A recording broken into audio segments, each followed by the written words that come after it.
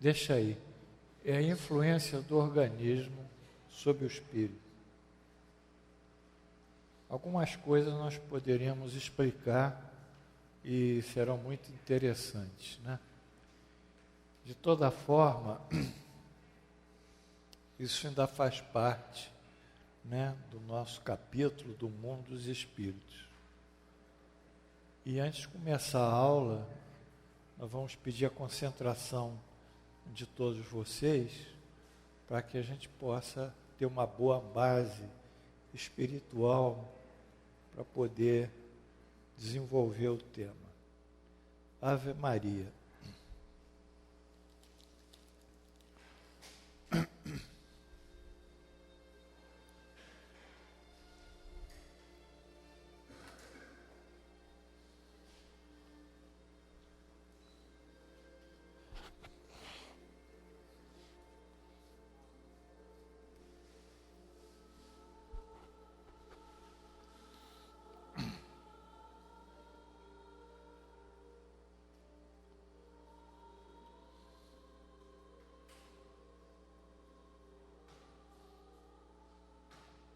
Senhor Jesus, sempre pensando em vós e em Deus Todo-Poderoso, nosso Pai, a quem amamos de toda a alma, de todo o espírito e de todo o coração, pedimos que o nosso ambiente seja impregnado da energia espiritual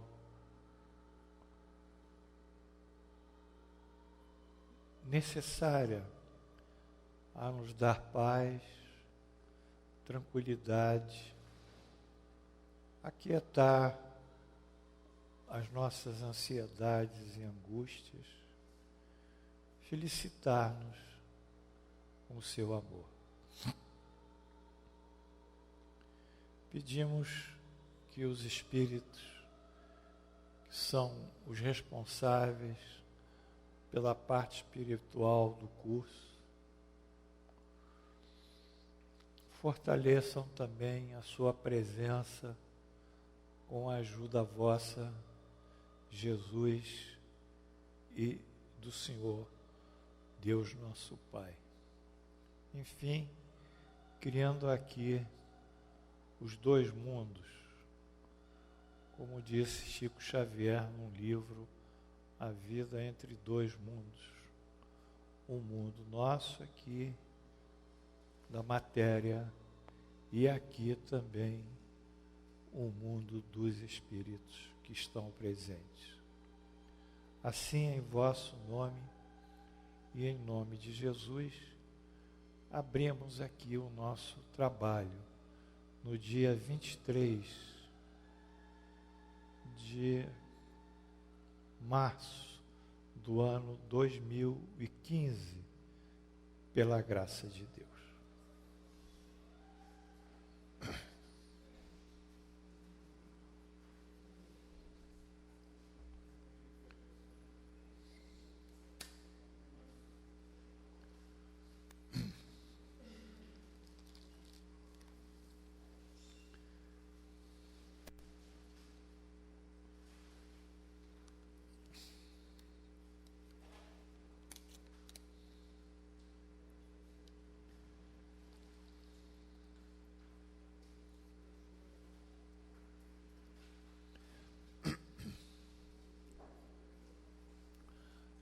Podemos começar? Influência do organismo. O espírito, ao se unir com o corpo, identifica-se com a matéria, quer dizer, ele cria uma identidade com a matéria. Resposta: a matéria é apenas o envoltório do espírito. como a roupa é o envoltório do corpo. O espírito, ao se unir ao corpo, conserva as características da sua natureza espiritual. Ou seja, a identidade dele como espírito não se perde se ele está encarnado.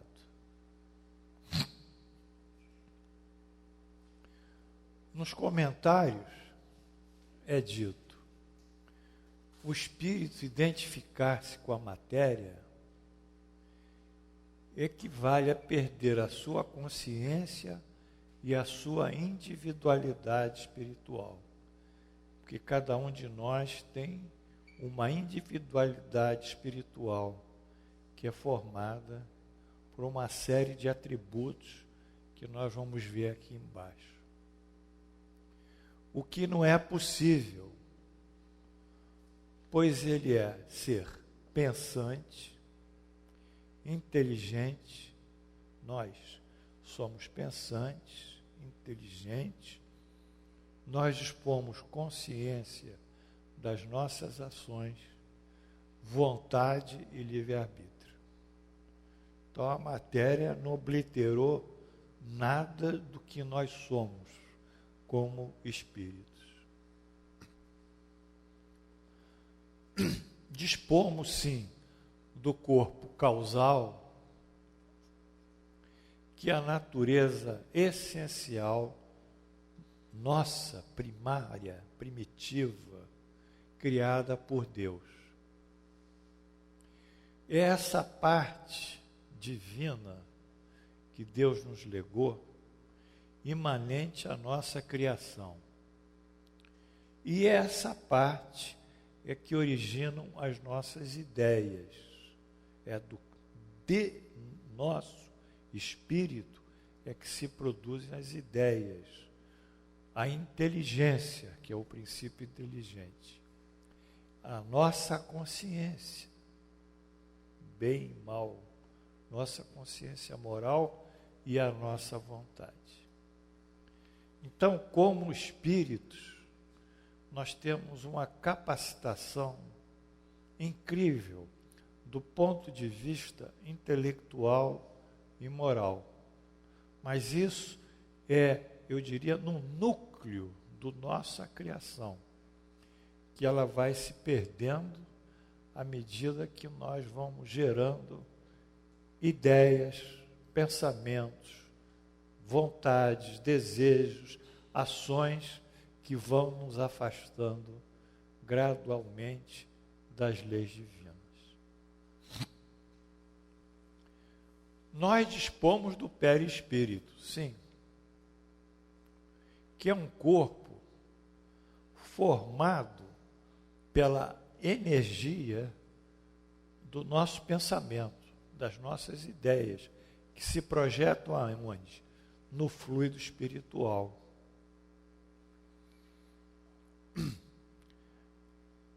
Que é a energia que está envolvendo o mundo espiritual, qual os gases formam a nossa atmosfera. O nitrogênio, o oxigênio, o gás carbônico, CO2 e o hidrogênio.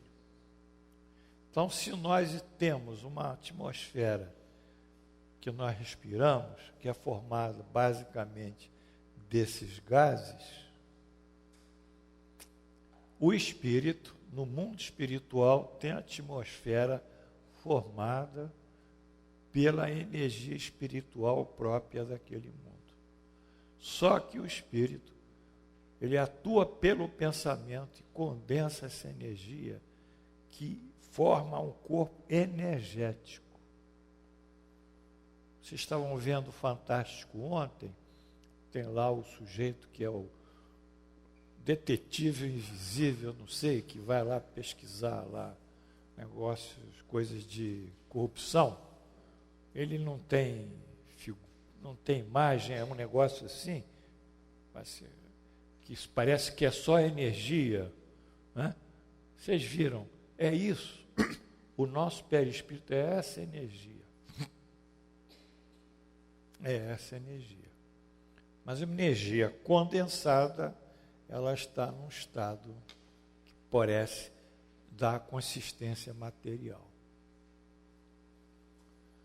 Sendo assim, a matéria, que é o corpo material,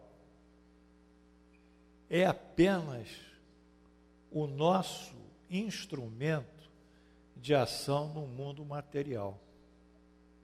Tá? O nosso corpo é o nosso instrumento, como espírito que somos, de agir no mundo material. Pelas mãos, pelos pés, pela cabeça, pela vontade, pela inteligência, por tudo o que nós temos. E Allan Kardec nos diz, já no Evangelho, segundo o Espiritismo, o seguinte: os médiuns são os intérpretes incumbidos de transmitir aos homens os ensinos dos espíritos. Está claro isso ou não? Os médiuns são incumbidos de transmitir os ensinos do espírito. A doutrina espírita foi transmitida por espíritos superiores a médiuns. E Allan Kardec organizou-a. Ele, é claro, ou melhor, são os órgãos materiais, quer dizer, o corpo material de que se servem os espíritos para expressarem ao homem se expressarem de maneira inteligível. Então, os médiuns, eles são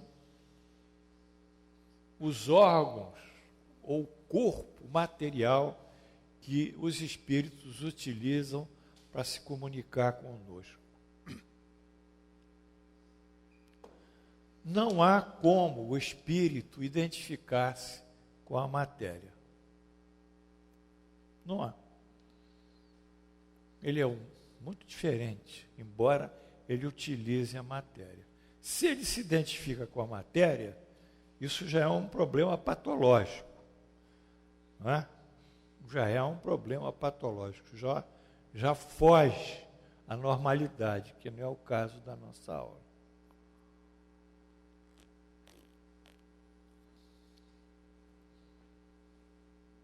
Se ele pensa que esse corpo aqui, eu sou esse corpo, eu sou esse, eu não sou isso. Eu sou transitoriamente isso aqui. Não é assim, Valtinho? É o quê? Perfeito. Então, ele vai falar perfeito. Então, é isso. Nós somos transitoriamente seres corporais. Nós não somos seres corporais. As faculdades do espírito são exercidas com total liberdade após sua união com o corpo? Poxa, eu espírito, Marisa espírito, você acha que a gente pode exercer tudo que a gente tem lá no fundo, nesse corpo pesado, nessa terra cheia de coisas pesadas, de pessoas hostilizando às vezes a gente, de dificuldades que nós passamos? Nós não podemos, absolutamente. O exercício das faculdades depende dos órgãos que lhe servem de instrumento. A grosseria, isso que ele foi traduzido assim mesmo, não tem outro termo, da matéria os enfraquece. Eu traduziria, quer dizer, esse é o termo francês, eu não posso sair dele, mas eu botaria a densidade da matéria, tá? A densidade da matéria os enfraquece. Que grosseria é outro, mas o Allan Kardec pegou isso e reproduziu assim. Bom, o que vem dizer o Espírito Superior com a frase faculdade dos órgãos que lhe servem de instrumento? quer dizer, o espírito depende da faculdade dos órgãos que lhe servem de implemento. Simplesmente da estrutura e função das células que compõem os diversos sistemas do corpo físico. Quer dizer, nós dependemos dos nossos sistemas orgânicos, digestório, do sistema respiratório, não é? Renal, não é? Nervoso, etc, etc. Por exemplo, aqui, o desenvolvimento e da especialização dos neurônios, que são células nervosas, que formam o sistema nervoso, com as suas áreas corticais especializadas aqui. Nós temos diversas áreas corticais. A união dos neurônios, isso se dá pelas sinapses. Então, nós dependemos da estrutura morfofuncional que nós recebemos. Por isso, há indivíduos que têm idiotia, debilidade, que vai ser a próxima aula, indivíduos que nascem com doenças congênitas. Então, eles estão inabilitados, os espíritos que nele vivem, de exercer, às vezes, uma função melhor. Espíritos que estão em expiação. Nascem e são cadeirantes, aí não vai andar. Por exemplo, além do sistema nervoso, o sistema locomotor, que é constituído pelos ossos, pelos músculos, pelos tendões, articulações e tudo mais. Isso que é o nosso sistema locomotor. Essas faculdades variam desde a total integridade, quer dizer, o estado de saúde que nós temos, a rigidez, até as alterações e disfunções em algum setor nosso, que pode ser congênita, quer dizer, já quando do nascimento nós já temos uns genes anormais que vão gerar essas alterações, ou adquiridas. Então, há aí uma oscilação muito grande que nós temos que ver a esse respeito. Que nós vamos depender do estado de saúde, ou depender, ou ficar mais limitado ainda, do estado de doença do nosso organismo. As figuras abaixo evidenciam a localização funcional da área aqui corticais, constatando sua integridade ou alteração, obrigando o espírito a depender para o seu exercício como espírito. Então, aqui é um cérebro íntegro, de um indivíduo íntegro. Isso estava em cores, eu não consegui passar para cores. Mas vocês têm duas áreas aqui de circulação. Isso aqui é o lóbulo frontal. Tá? Aqui, frontal, que ele vai até aqui. Quer dizer, aqui a testa vai até aqui, quase na raiz da orelha. A localização funcional pode ser hoje demonstrada em pessoas normais em vida, através da ressonância magnética funcional.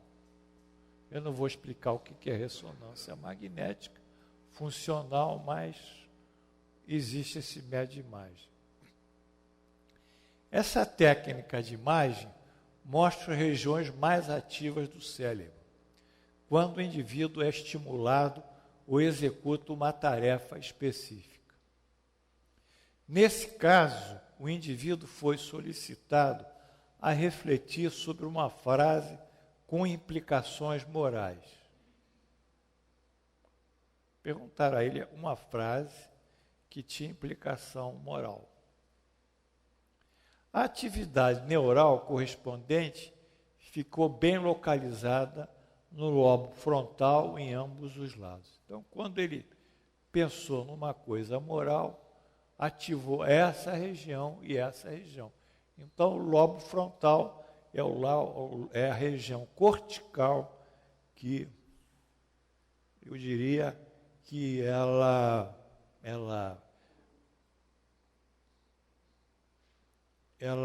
trabalha, elabora, tem que fechar a porta, ela elabora as questões morais. É uma região. Agora, aqui tem um mapa funcional, isso já tive em outra aula, da atualidade, evidenciando inúmeras áreas corticais suas funções. Hoje, acho que a gente tem mais ou menos, mais do que isso, que esse livro de 2004, nós estamos em 2005, nós devemos ter quase 60 áreas já na córtex cerebral, já bem definidas. Então, aqui tem uma área, olha aqui, ó, sensações corporais. Essa área aqui é visão espacial e atenção. Aqui é do raciocínio analítico, aqui é das aproximações matemáticas, atenção visoespacial, visão analítica, percepção da velocidade, percepção do movimento, percepção das cores, reconhecimento de objetos, reconhecimento de face, pré-ativação semântica, que é ligada à linguagem, olfação, antecipação da dor, prazer tátil, olfação, cálculos matemáticos, memória operacional dos objetos, e aqui no frontal, julgamento espiritual, e aqui raciocínio figurativo e analítico. Tem mais ainda, tem aqui também a região da música, etc. Então, vocês vão ver o seguinte, a audição está aqui, e tem outras aí que não dá nem para enxergar. Vocês vão entender que se eu começar, tiver uma aptidão para perceber a velocidade e começar a exercer na vida estímulos ligados à percepção da velocidade, eu vou aumentar o número de conexões entre esses neurônios, ou seja, de sinapse, e vou aumentar o número de neurônios aqui trabalhando em função da percepção da velocidade. Se eu também trabalhar a percepção do movimento, também vai ser muito bom. Então, se eu tiver a percepção da velocidade com neurônios aumentados e percepção do movimento, eu posso ser o quê? Um bom corredor de automóveis. Tá certo? Posso concorrer, ser um bom piloto de automóveis, porque eu vou ter uma percepção que os outros não têm. Melhor. Então, a ativação de tudo isso, embora exista, vai depender de como nós vamos estimular. Só que, nós vimos em aula anterior, que a habilidade do indivíduo, o espírito que foi músico em outras épocas, ele tem a área da música, que tem o gen que forma uma área imensa no cérebro, aí ele é o grande maestro, não é? Que pode reger uma sinfonia de mais de 1 hora sem ler a partitura. Ele está tudo memorizado aqui na área cortical da música. É uma habilidade dele, não é que ele é um gênio. A ciência explica assim. Né? Eu quero que vocês entendam bem isso. Porque isso vai responder a muitas coisas. Se o sujeito tem uma capacitação inata do julgamento moral, ele já vai ser um indivíduo que vai ter habilidades de julgar moralmente as coisas, ele vai ser um bom espírito. Mas se ele for um sujeito só ali da parte de matemática, cálculo matemático, ele pode ser um tremendo matemático, um tremendo analista de sistema, enfim, um tremendo economista, mas ele está quase zerado em entender o que a doutrina propõe.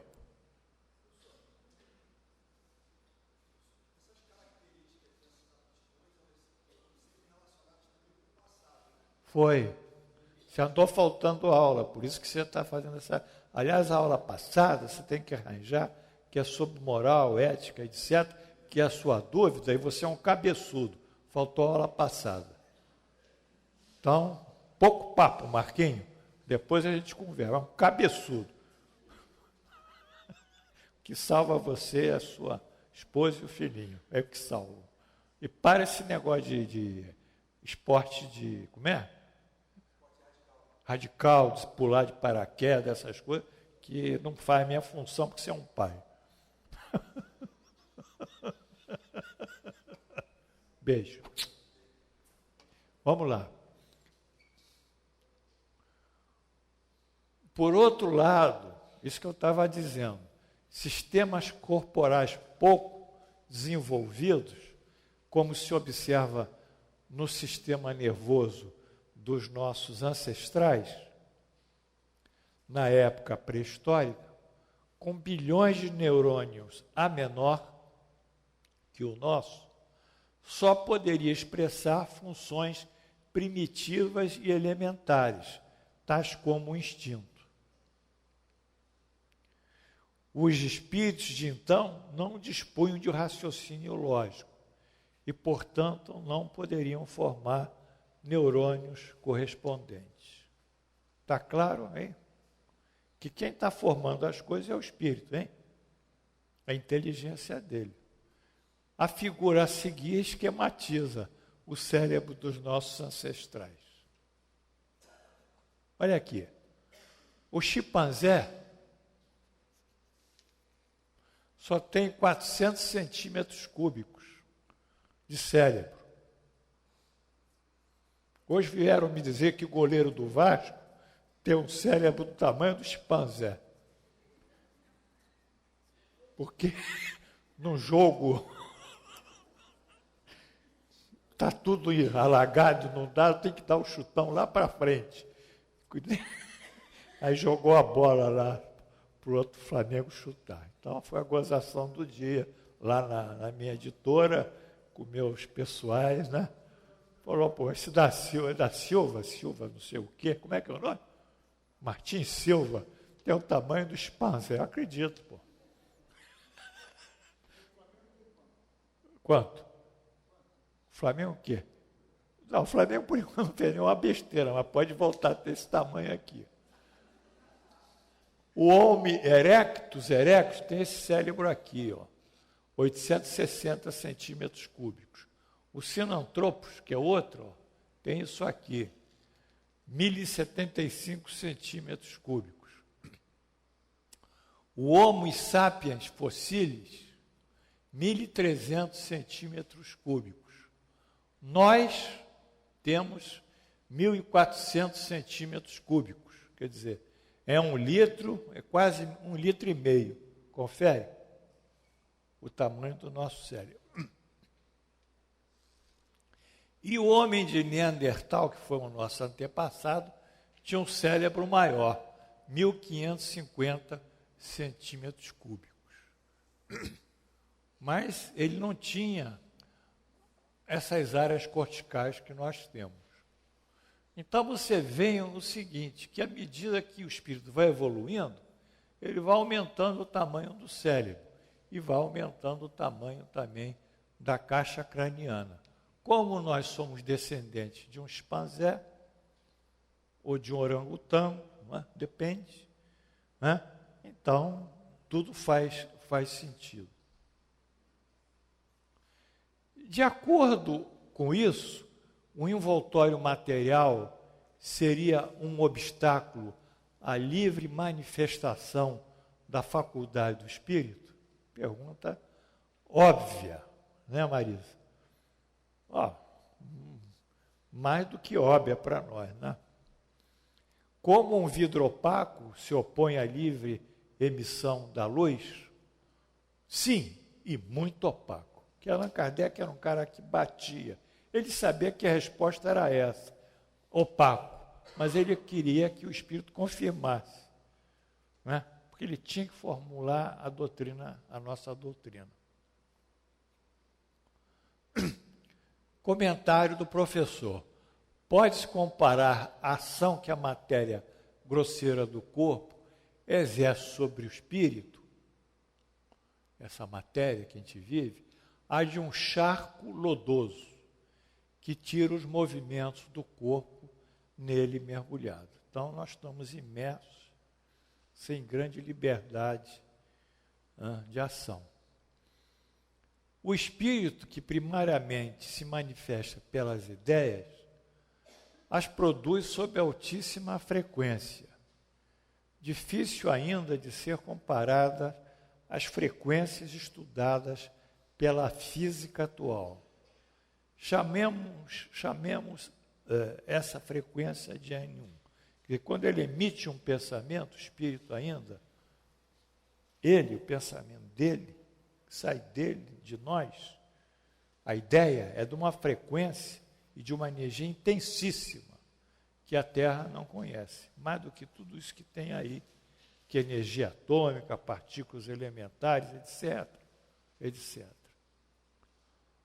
Porém, quando essas ideias passam para o mundo espiritual, a frequência delas começa a cair. Vamos chamar de N2 essas quedas. Quando ele utiliza essa ideia para formar o perispírito dele, a frequência ainda cai. Vamos chamar de N3. E do perispírito para modelar o corpo, nova e grande redução ocorre. A matéria, energias físicas são muito densas, grosseiras, como nos diz Allan Kardec. Eis aí o maior ou o grande obstáculo à manifestação do espírito. Então vamos ver aqui. Redução, energia, frequência da inteligência, vontade, essência do espírito. Que o espírito é um ser inteligente e volitivo e produz uma energia, frequência incrível. Eu não sei se vocês estão me acompanhando o meu raciocínio, porque o pensamento é uma das forças da natureza. Eu volto a repetir, a gente conhece hoje quantas forças na natureza? Vocês lembram? A primeira é a gravitação, a segunda é o eletromagnetismo, a terceira é a força que agrega, a força forte, que agrega as partículas elementares do átomo. A quarta é a força fraca, que faz essas partículas abrirem. A quinta é a força que frena a energia, que são os bósons. A gente conhece 5 só, isso que a física conhece. E a sexta é que ela não conhece ainda, que é o pensamento, que é a força maior que todas essas. Enfim, o pensamento nosso e a vontade. Então, aqui está a frequência, olha. A oscilação dela é bilhões, quase, sei lá, eu não sei dizer, mas eu suponho que seja trilhões de ciclos por segundo. É isso. Quando vai para o mundo espiritual, cai. Do perispírito, cai mais ainda, N3. E no corpo físico, aí, coitadinha, ela está numa densidade pesada, é essa aqui. Então, essa é a redução que Allan Kardec, o Espírito, chamou como se fosse um corpo opaco, que não deixa passar a luz. Lógico, quando nós nos espiritualizamos, nós aumentamos o poder de ação do nosso pensamento. Aí, naturalmente, não é por milagre, não, Mas, naturalmente, nós vamos ganhando um poder de telepatia, de cura espiritual, de mexer com coisas do mundo espiritual, de fazer, entre aspas, milagres, que não são nada dons divinos, são apenas um processo evolutivo e espiritual que nós conseguimos. Não é? Então, sobre isso ainda, muitos yogis, eles, por chegar a um nível espiritual elevadíssimo, eles naturalmente podem desmaterializar e materializar objetos. Eles podem transportar objetos à distância. Eles podem ter uma visão à distância, bilocação. Eles podem fazer uma série de fenômenos, eles, sem espíritos. Mas só que esses yogis são tão evoluídos que eles não exibem esses poderes, entende? Porque eles não vêm para mostrar esses fenômenos. Eles vêm para educar as pessoas lá dentro dos evangelhos dele, que é o Bhagavad Gita, né? Que é os evangelhos dele. Mas eles têm esses poderes. Então, e as curas espirituais, na realidade, vão depender desse processo, que é algo ainda que nós não sabemos como ocorre. Tudo que se fala aí são ensaios. Livros que se escrevem são ensaios. Nada ainda foi comprovado, do ponto de vista científico, como isso se processa, a mecânica, a dinâmica desse processo de cura. Tudo são ensaios, quer dizer, são pessoas que escrevem, né, como se fosse um romance de ficção. Não sei se você me entende. Mas ali não se sabe exatamente se isso tem fundamento ou não. Na Revista Espírita, o Jornal de Estudo Psicológico, em janeiro de 1866, Allan Kardec diz o seguinte: a alma é o ser inteligente. Tá certo, pessoal? Porque a alma o espírito é a alma encarnada, né? Então agora ele não quer falar espírito, quer falar em alma. Nós temos alma, nós somos alma. Quando desencarnarmos, nós voltamos a ser espírito. Nela está a sede de todas as percepções e de todas as sensações. Quer dizer, tem ali o cérebro, mas tem que haver uma integração desses estímulos que o cérebro processa com o espírito. Senão, não vai funcionar. Vide casos de obsessão. São tantos casos de obsessão aí que o indivíduo fica cego, fica paralítico, fica deprimido, né? Fez a cura espiritual, tchuf, o cara começa a ver, sai daquilo. Como é que é isso? É porque a sede de tudo está no espírito e não no cérebro. Ela sente e pensa por si mesma. Quer dizer, vamos botar nós aqui. Nós sentimos e pensamos por nós próximos. Nós somos indivíduos distintos, perfectíveis, pré-existentes e sobreviventes ao corpo. Tá certo? Perfectível porque nós tendemos à perfeição. Então, isso que nós somos. E existimos antes do corpo e sobrevivemos à morte do corpo.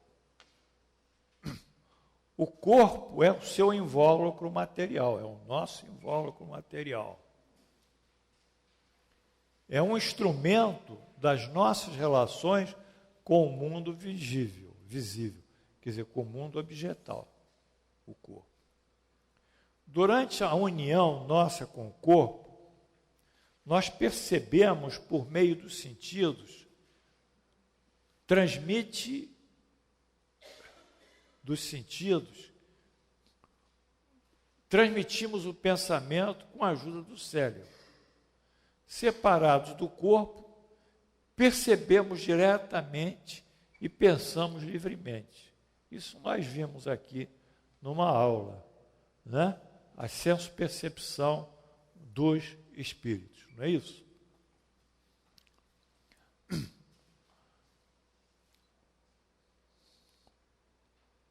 Tendo os sentidos, nossos sentidos, um alcance circunscrito, as percepções recebidas por nosso intermédio são limitadas e, de certo modo, amortecidas. Por exemplo, nós só podemos captar um espectro de luz que tem uma oscilação própria, ou um som que tem uma oscilação própria, não é? O cachorro capta uma outra frequência maior que nós não captamos. E determinados bichos veem coisas que nós não vemos. Porque nós estamos limitados à nossa estrutura corporal. Recebidas sem intermediário, seriam, no caso, são indefinidas e de admirável sutileza, porque ultrapassa não a força humana, mas todos os produtos de nossos meios materiais. Isso se nós pudéssemos viver como espíritos, sem corpo. A grosseria e os efeitos do instrumento a paralisam e, em parte, a abafam, quer dizer, o corpo, como certos corpos transparentes absorvem uma parte da luz que os atravessa. Nós, obrigados a servirmos do nosso cérebro, somos como um músico muito bom diante de um instrumento imperfeito. Essa é a boa definição.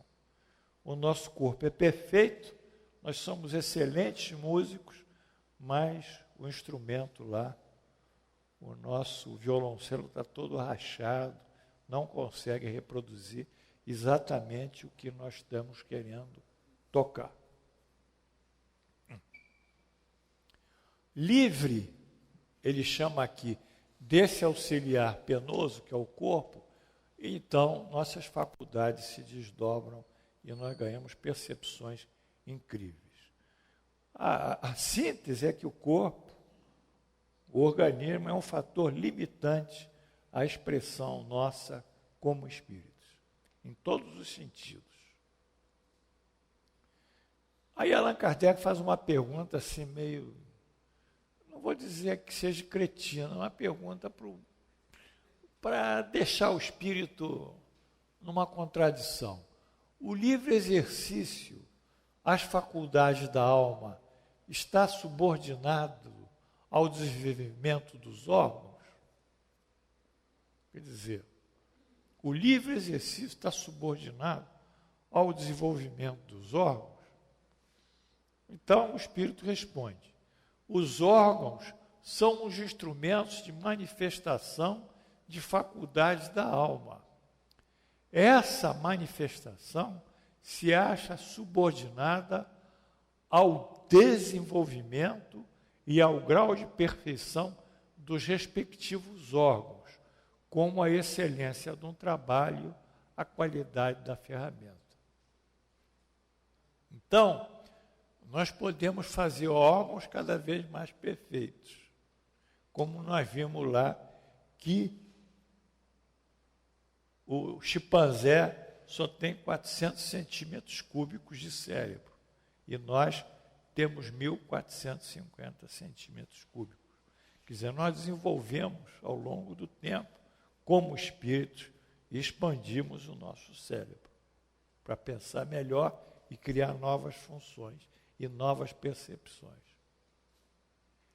Como anteriormente se observou, a expressão do espírito como ser inteligente fica sempre na dependência, o Paulão está dormindo, da integridade estrutural e funcional dos seus órgãos. Quer dizer, nós estamos dependendo da integridade funcional e da estrutura dos nossos órgãos, né? Da saúde. Quanto mais perfeitos e mais desenvolvidos para a dada habilidade, fala-se, por exemplo, a música, o número maior de sinapse aqui, que são as conexões interneurais e de neurônios, maior a habilidade musical do seu intérprete. Tá certo? Confere. Nós falamos isso já, mas falamos no sujeito que tem ali na área cortical dele uma noção de movimento e de velocidade. Então, vai ser, se ele desenvolver isso, ele é um tremendo piloto. Então, ele é piloto por quê? Um tremendo piloto? Porque é um gênio? Não, porque ele tem um gene que produziu essa habilidade nele, um gene, que criou células maiores na região do movimento e da percepção da velocidade, certo? Mas quem influenciou esse gene para criar esse tipo de habilidade, para ser piloto? O espírito. Então, ali o Marquinho, que é cabeçudo, faltou algumas aulas, a gente mostra que o sujeito, uma encarnação, 2 encarnações, 3 encarnações, foi piloto, coisa que não é possível em função do carro, mas foi um bom músico. Aí cada encarnação ele foi desenvolvendo essa habilidade, aí como espírito, cria um gene musical, uma área musical, um gene para formar uma área musical com bilhões de neurônios às vezes. Dentro dos 80, 100 bilhões de neurônios, pelo menos 1 bilhão de neurônios ele bota ali. Aí, ele vai longe. A gente diz, é um gênio, está tocando bem. Mas por trás disso, tem uma explicação científica. E é por isso que o Espiritismo tem essa proposta lógica. Ele não deifica ninguém, não é? Ele não fica aí com essas manias de achar que é milagre, que é extraordinário. Ele vai pautando as coisas de uma maneira lógica e racional, mas sempre buscando o aperfeiçoamento moral e intelectual daqueles que o seguem. Bom, isso aí, vamos andando. Pode-se deduzir que a influência dos órgãos estabelece relação com o desenvolvimento das faculdades morais e intelectuais, quer dizer, como se o órgão fosse influenciar a nossa individualidade espiritual, que nós vimos que é a nossa inteligência, que é nosso juízo moral, que é a nossa consciência e que é a nossa vontade. Será que um órgão vai aumentar a nossa inteligência hoje? Não. Por quê? Porque o órgão é um instrumento, é o piano, mas nós somos os pianistas. Quanto melhor o piano, melhor o nosso concerto. Se o piano está desafinado, o nosso concerto sai torto. O corpo é o nosso piano. Aí nós vamos entendendo algumas coisas que as pessoas precisam saber sobre o que propõe o Espiritismo, né, no desenvolvimento moral. De fato, é o poder das ideias, nossas ideias, consequente à nossa evolução moral e intelectual. E que geração? A geração, Marquinhos, modifica os genes formadores das células cerebrais, de tal maneira passa a exigir a sua multiplicação e a especialização das áreas cerebrais para os mais diversos tipos de habilidade. Vamos voltar logo no início outra vez, o Amilcar, aquele quadro lá, é o primeiro, da neurociência, vamos lá. Vamos, esse aí é esse. Então, aqui nós temos um mapa funcional, não é? Das habilidades que o indivíduo possa ter em função dessas áreas funcionais e dos neurônios que a compõem. Mas se nós, encarnação a encarnação, como nós dizemos, nós criamos um gene, e eu falei, vou voltar a falar, da percepção da velocidade, da visão visoespacial, da atenção visoespacial e da percepção do movimento, o que é que nós vamos ser numa encarnação? Excelente. Quero ouvir pilotos da Fórmula 1. Mas isso não é gênio. Isso aí está aqui. E se nós criamos aqui uma hipertrofia aqui, cortical, aumentamos o número de neurônios da percepção das cores, nós vamos ser excelentes pintores. Muito bem. Mas à medida que nós evoluímos moralmente e intelectualmente, então o que acontece? Nós vamos aperfeiçoando de uma forma normal os nossos órgãos. Os planetas mais evoluídos, os indivíduos não têm corpo físico propriamente. O corpo físico deles é tão diáfano, tão etéreo, que se confunde com o perispírito. E eles não estão submetidos nem à lei da gravidade planetária, eles volitam, se voam. Então, a depuração nossa não é um proselitismo, não é um moralismo. Não, porque nós utilizamos sempre a razão.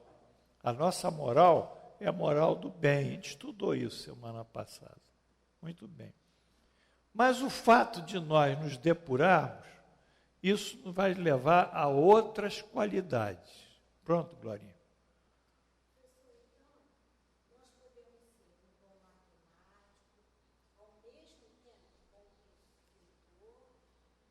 Ao mesmo tempo, não. Você tem que fazer opção.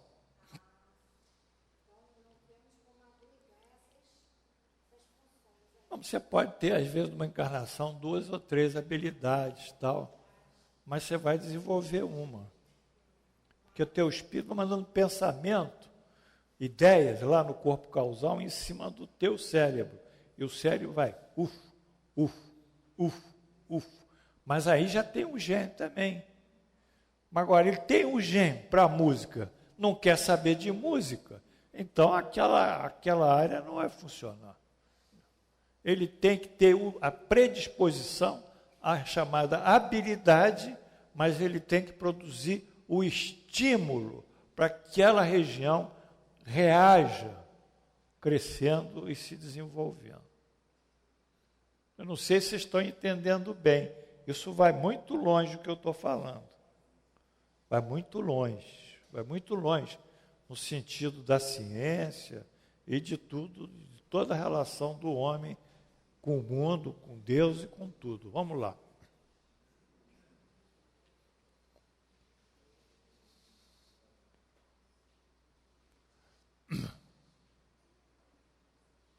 Espera aí, parou aqui. Olha, ali, a Milka. Foi muito rápido você. Eu vou repetir. O poder das ideias consequentes à evolução moral e intelectual do espírito, e que geração a geração,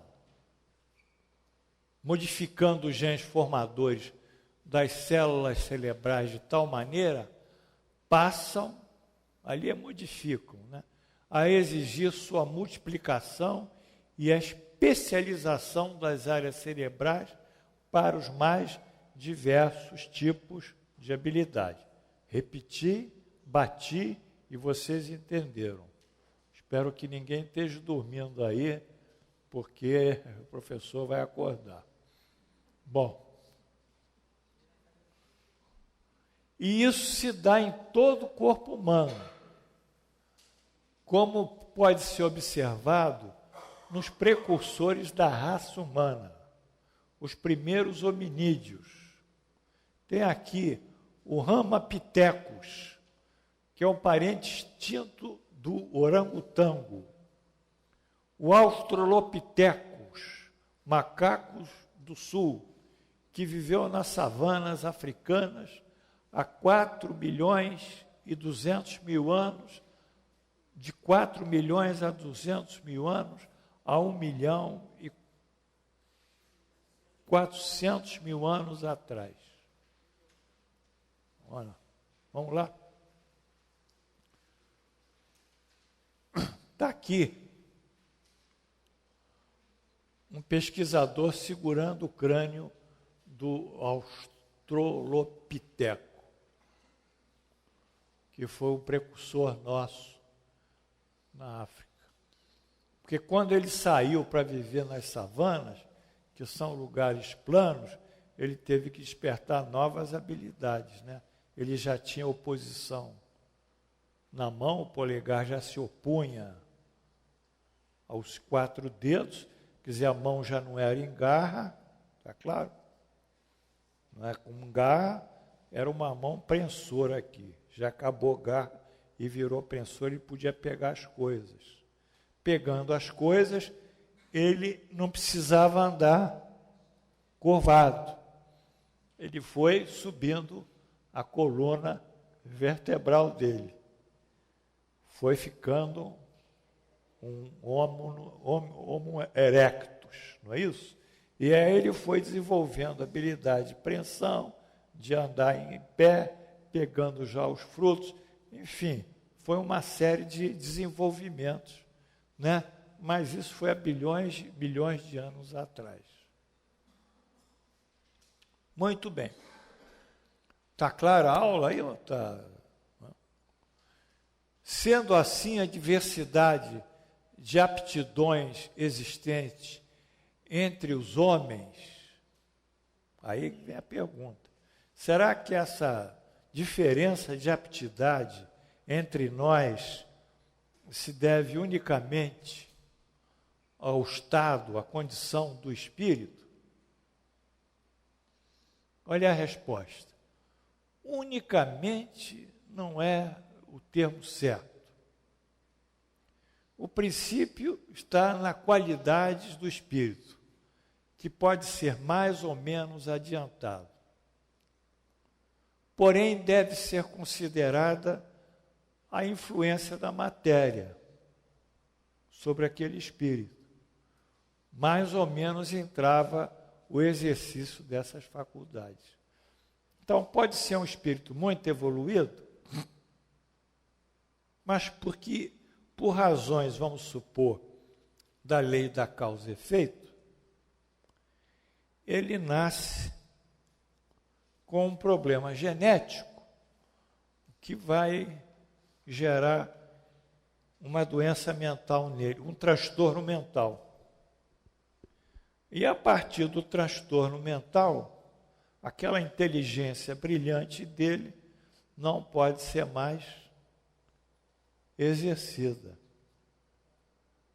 Então ele tem aquela potência, mas o corpo bloqueou aquilo. Então nós vamos entendendo que o nosso organismo, o estado do nosso organismo, reflete, de uma certa forma, o grau de evolução do nosso espírito, que vai nos permitir exercer com maior liberdade ou não essa evolução, as habilidades que nós temos. Outras coisas, às vezes, são, ainda na lei da causa e efeito, é o indivíduo ser compelido a trabalhar num lugar que ele não vai desenvolver habilidades, por razões financeiras, por razões de uma guerra, por razões econômicas.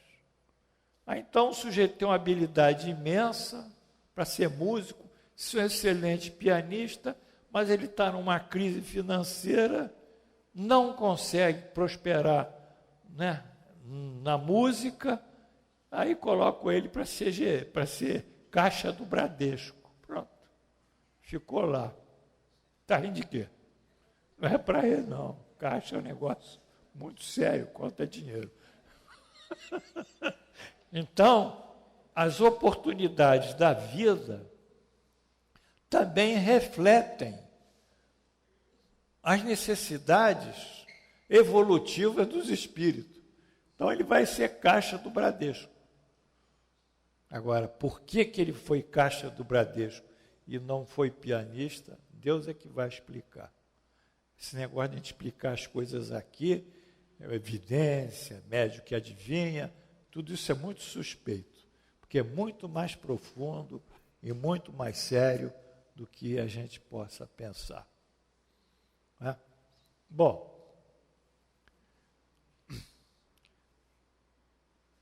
como se observou, né, são as ideias do espírito, é o corpo causal, que, de acordo com a evolução moral e intelectual, são responsáveis pela potencialização genética da correspondente evolução morfo-funcional, né? Forma é morfo-funcional do seu corpo físico.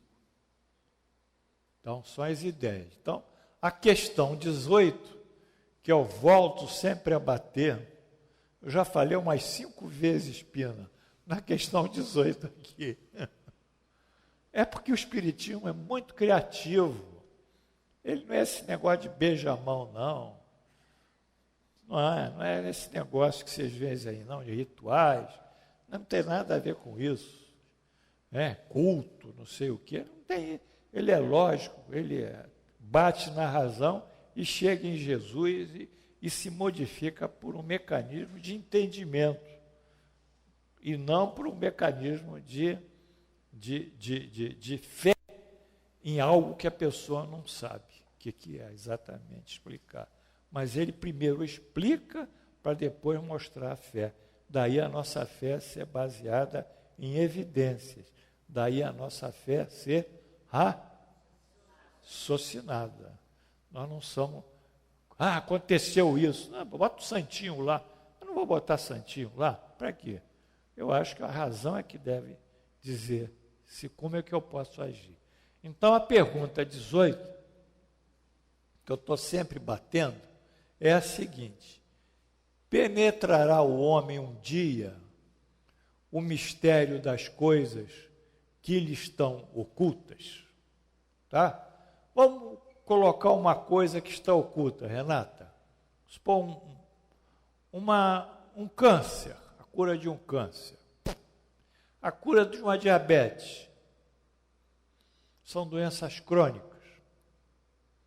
Tá? A cura de uma insuficiência cardíaca. De repente o músculo cardíaco não bombeia como devia fazer. É uma bomba mecânica. Aí ele fica flácido. Aí não bombeia. Então o cara não vai tendo sangue fluindo nas artérias dele. Não é? Aí vai sentindo falta de ar, porque diminui a oxigenação. E vai ali apagando. Doenças crônicas, que não tem cura, e outras tantas. É um bocado. Por que elas estão ocultas? Por que essas guerras estão ocultas? A causa das guerras. Por que essas guerras lá no Oriente Médio? Esse terrorismo absurdo? Não é? Por que essas regiões de desgraça, de tragédia, né, coletiva, não é isso? Por que esse desequilíbrio no nosso próprio país? O país vive um momento totalmente inseguro, sem governo, sem gestão de nada. Por quê? Nós não sabemos. Porém, a resposta vem lá. o véu se levanta dos seus olhos à medida que ele se depura. Como é bom isso. Não tem história, eu vou sentar aqui. Não tem milagre. Não tem blá, blá, blá. É um trabalho pessoal dele, é o esforço dele. Ele tem que se melhorar moralmente. Não tem ninguém para fazer isso por ele. É ele sozinho que tem que fazer. Não é isso aí, pessoal do Fraterno. É um problema dele, ele que tem que se melhorar. Não adianta dizer que é diretor, que é chefe, que é isso, que é aquilo, que manda, mandalhão. Isso não vale nada. Ele é que tem que melhorar. Que está na academia com tantas medalhas e tantas honrarias. Isso não vale nada. Que o currículo dele enche 40 páginas. Isso também não vale nada. Ele é que tem que se depurar. Então, mas para compreender certas coisas, são-lhe precisas faculdades que ainda não possui.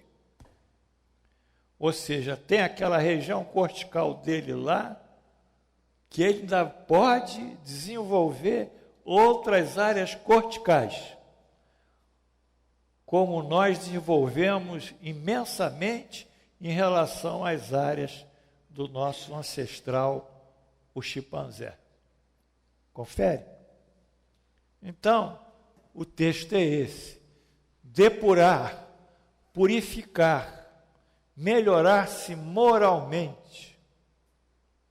Essa que é a chave da doutrina. E essa que é a proposta de Jesus em João, quando ele diz: eu me vou,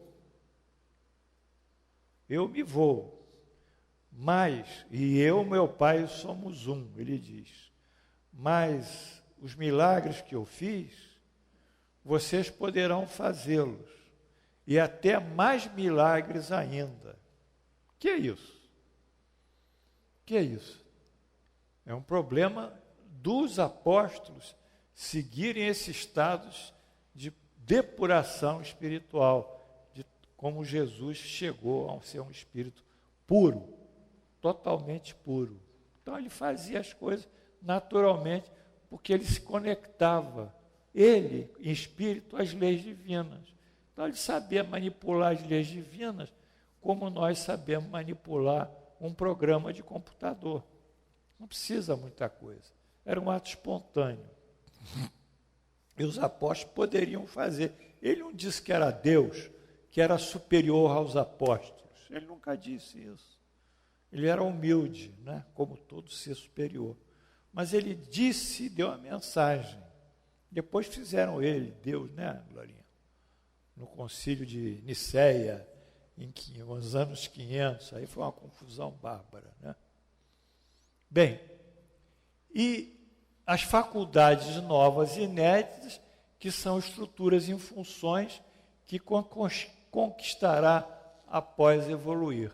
Então, essa questão 18 mostra que o problema do ser, o problema nosso, encarnado, o problema de que nós vivemos, fundamental, básico, essencial, é a nossa modificação moral. E o estudo para podermos ter um nível de compreensão melhor dos fatos espirituais. Eu não falo um intelecto ligado à academia, seja medicina, seja economia, seja lá o que for, psicologia, né? Seja geologia, seja faculdade qualquer. Eu falo do compreender, do intelectual ligado aos fatos espirituais, a relação com Deus. Eu falo da sabedoria, que é um pouco diferente. Capacidade de decidir, discernir. Então, o nosso problema, vocês vão rodar muito, vão escutar muito, vão ficar nesse redamoinho, vup, vup, vup, vup, vup, Mas o problema é simples. É vocês aceitarem de uma forma honesta com vocês que vocês têm que mudar moralmente. Que vocês se erraram, vocês têm que corrigir. Isso é uma coisa de vocês, é uma coisa de mim. Eu não posso entrar em ninguém, ninguém pode entrar em mim. A gente pode dar um caminho, uma teoria, porque essas aulas são aulas que dão uma teoria, mas que dão um rumo. Mas vocês é que têm que caminhar nessa estrada. Então, esse é o finalismo do Espiritismo. E esse é o objetivo do Espiritismo. Ele não veio para fazer outras coisas. Ele veio justamente para trazer esse processo e essa conscientização da nossa modificação moral. Ah, mas o que é modificação moral? Muito simples, pô. É você ser paciente, é você ser tolerante, é você não falar mal de ninguém, você sempre procurar fazer o bem, é você ser pacífico, é você ser conciliador, é você saber perdoar, que é um negócio complicado, hein? É você tirar o orgulho se achando melhor do que outros, é você tirar o egoísmo, ser mais altruísta, é você não achar que depende só do mundo, da matéria, que a tua força maior está no espírito, é você ser íntegro em tudo que você diz, é não mentir, não ser hipócrita. Então, são coisas assim que tem que crescer na gente. Não é? Não adianta ficar circulando. Não é? Não adianta. A gente tem que tomar essa decisão. É uma decisão nossa. E essa é a proposta do Espiritismo. Não precisa falar muito também, não. Muito blá, blá, blá é mau sinal. Então, vamos lá.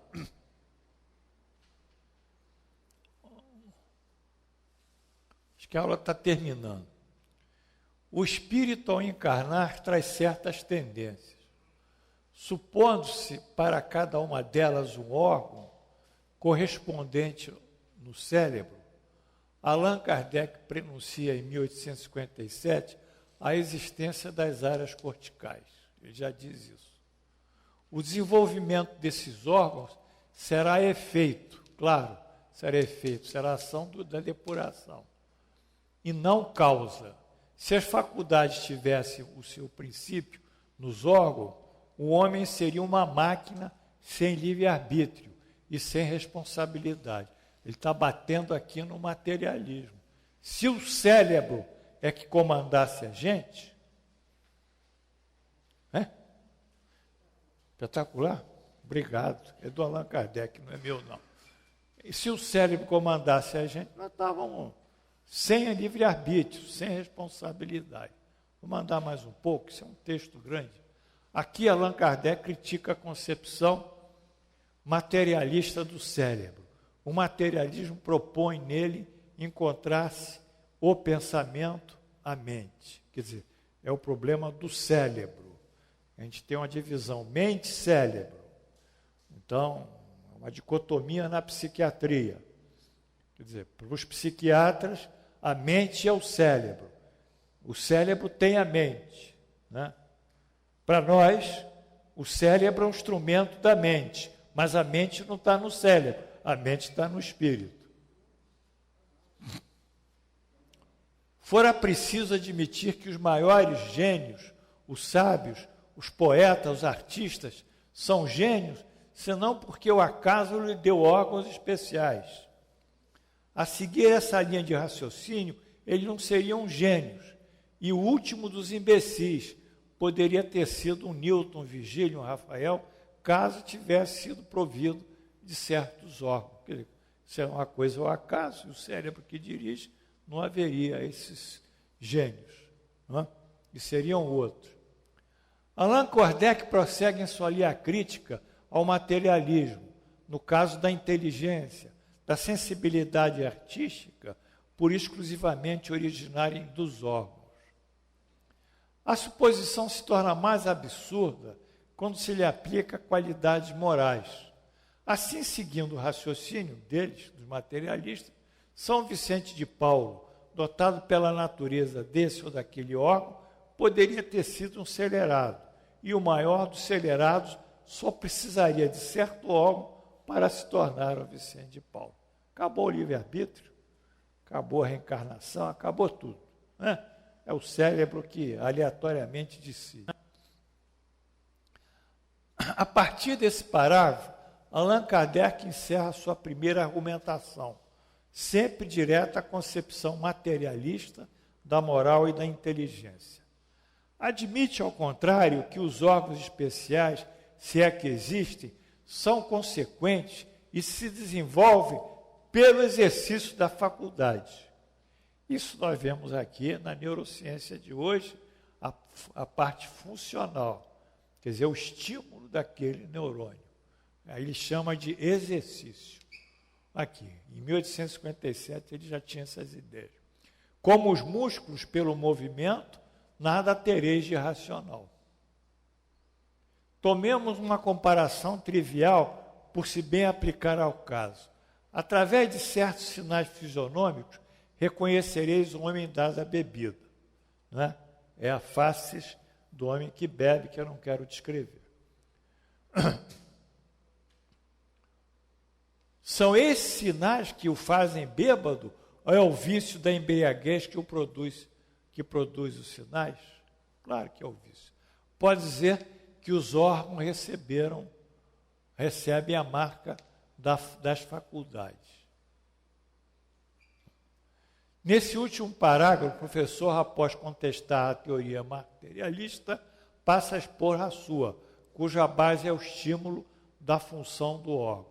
Ou seja, como bem diz, o desenvolvimento do exercício das faculdades como um músculo pelos movimentos. Aí ele se mostra um indivíduo dentro da fisiologia, da funcionalidade e do estímulo.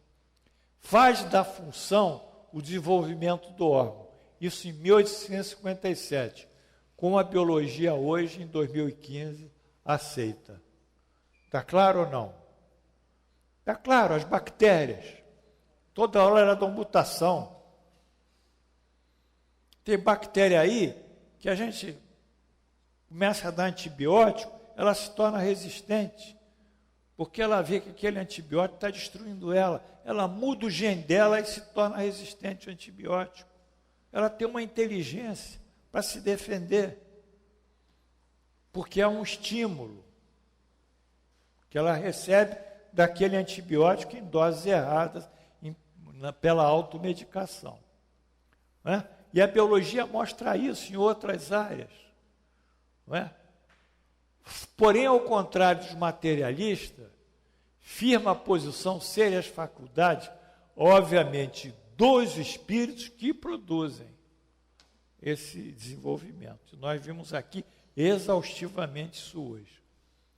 Vai assim Allan Kardec ao encontro da teoria evolucionista, como a antropologia moderna, a genética e os primeiros evolucionistas, ainda nos anos 1800, Lamarck e Darwin, e dos anos 1930, os neodarwinistas.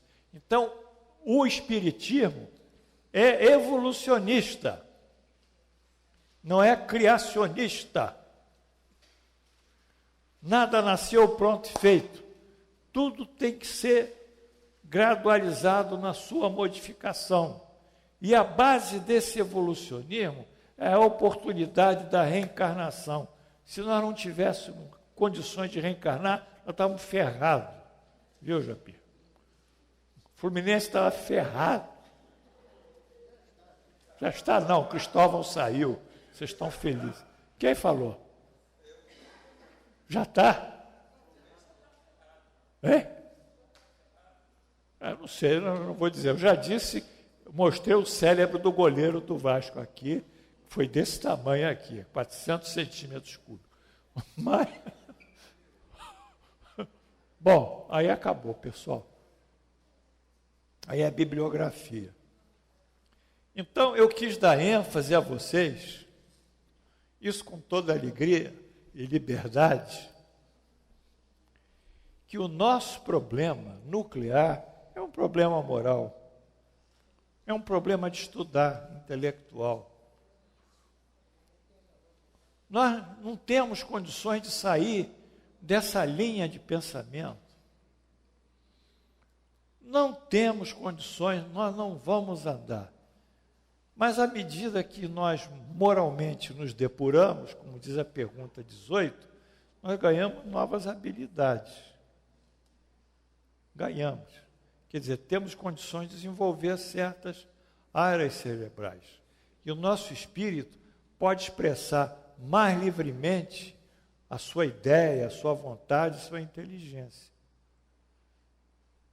E à medida que isso evolui em nós, nós nos tornamos realmente pessoas de uma certa diferenciação em relação aos outros. Então, eu não sou de pregar nada, eu não quero fazer proselitismo de nada. O Espiritismo trabalha em cima do livre-arbítrio. Eu não gosto nem de falar de Espiritismo fora dessa aula. Estão entendendo? Porque tem um centro espírita que encarna, que faz milagre. Eu não quero saber disso, eu não entro nisso. Eu quero aqui só dizer como são as coisas. Vocês têm que se depurar. O sujeito me fez mal. Há 10 anos atrás, eu não perdoei. Não, cara, não perdoei, você dança. Vai dançar. Vai amargurar isso, vai comer, vai se roer, vai se assodar. Isso é teu. Vai se comer por dentro. Perdoar todo mundo.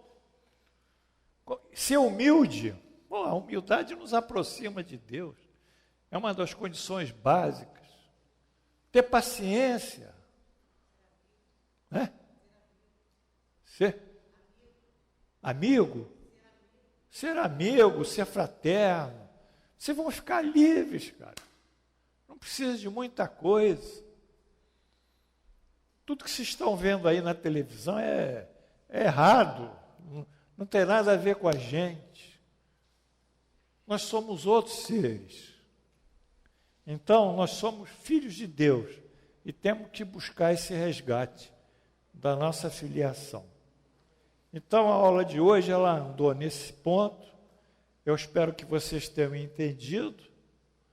Eu até vi meu motorista chegar. Cadê o cara? Está aí. Está acordado ou está dormindo? Cochilando. É porque eu falo assim, ô Luizão, se você não for na minha aula, você perde o bônus. Porque além dele ter uma ligação comigo de 15 anos, né, e a gente ter um acordo financeiro, eu digo, olha, cada vez que você for, você tem um bônus. Mas hoje ele não vai levar bônus nenhum. Dançou, Luiz, perdeu o bônus. Está cochilando, então vai continuar cochilando. Bem, então é isso aí, pessoal. A gente fez o que tinha que fazer.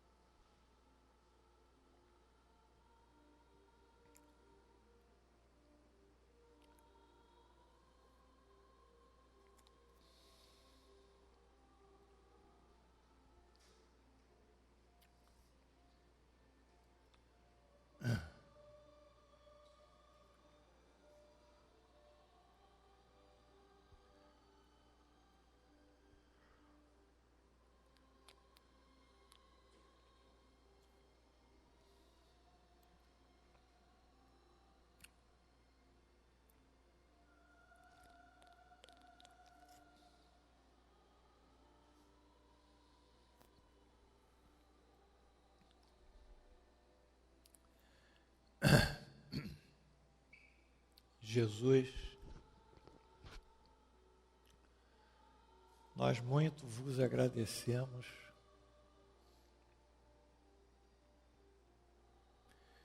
pela oportunidade de estarmos aqui juntos, estudando, aprendendo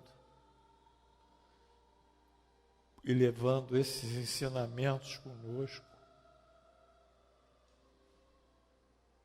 para que lá fora possamos praticá-los. Estamos certos e seguros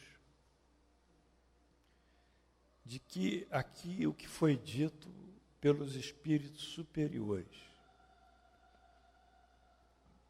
e pelo professor Kardec, que sempre antes dos seus textos, ele mesmo quando escrevia, ele apresentava aos espíritos para ver se o aprovavam. Estamos certos que tudo aqui traz o grande selo da nossa libertação e da nossa felicidade. É um momento de júbilo, de encantamento, de alegria, de esperança, de formarmos a confiança, a força interior, a estima que somos filhos de Deus, podemos enfrentar dificuldades e vencê-las, e, sobretudo, que estamos no mundo para sermos instrumentos de Deus, da sua vontade, na prática do bem, que o Espiritismo consagra com o frontispício: fora da caridade não há salvação. Obrigado, Senhor, pela aula de hoje. Pedimos que abençoe a todos os alunos. Pedimos que aquela luz ígnea, aquela de um ferro incandescente, desça e atue sobre os ossos do braço, o húmero da nossa amada Rose. Que essa força promova a consolidação da fratura, unindo as partes, fechando a fratura e formando novamente um só osso. Rápido, que essa força venha, que essa luz venha, que essa luz venha para todos os alunos, aonde estiverem com problemas de saúde ou psíquicos, que essa luz, que a luz da cura, ela possa penetrar em cada um, como também nos parentes que eles mentalizam aqui, mudando o seu estado físico e mental. Que eles tenham paz, saúde e com essa depuração moral ganhem discernimento, sabedoria, humildade. Assim, Jesus, pedimos aqui por todos esses irmãos que estão em sofrimento, que irradie sobre eles, Senhor. Que fortaleça os seus organismos, que trate das suas doenças aonde estiverem. Senhor,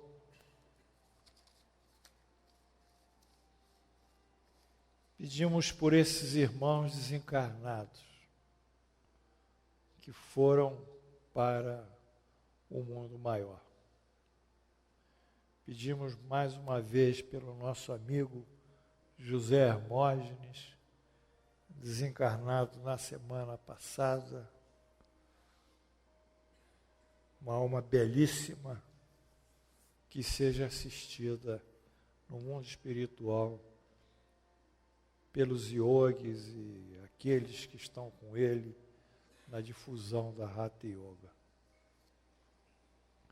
Senhor, agradecemos a oportunidade de estarmos juntos em seu nome e em nome de Deus, nosso Pai, Jesus, encerramos a nossa aula no dia 23 de março do ano 2015, pela graça de Deus.